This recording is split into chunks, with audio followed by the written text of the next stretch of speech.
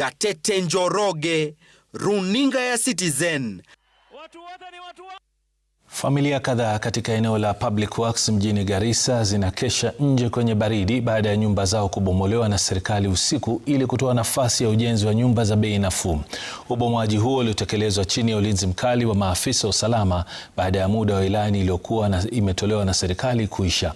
Hata hivyo, familia hizo zinalaumu baadhi ya viongozi wakuu wa kaunti hiyo kwa madai ya kutumia mradi wa ujenzi wa nyumba za bei nafuu kama kisingizio cha kunyakua ardhi hiyo.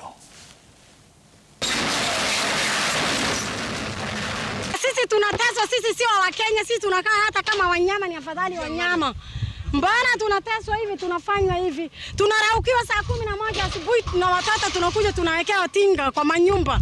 Kwani sisi tumeharibu nini? Sisi si wa Kenya. Already wamevunja hapa kitanda 3 na draw 2 na mtungi ya maji yote 4 ile kubwa kubwa, makaa yote, kila kitu, chakula yote amenimagigia, yote amevunja. Hata jongoja 1 hour ni rogote kitu. Sasa Bwana Ruto tusaidie. Hii watu wanaona sasa Kenya yote maaskari yote imekuja hapa. Ameleta maaskari wote, sasa sisi anatishwa. Tafadhali Ruto, saidia sisi. Hapa watu wamevurushwa bila hatia. Na hii kitu ni kitu ambao mabwenyenye wamepanga, ambayo wanataka kunyakua hii ardhi. Haukuzingatia haki ya wanyonge. Familia moja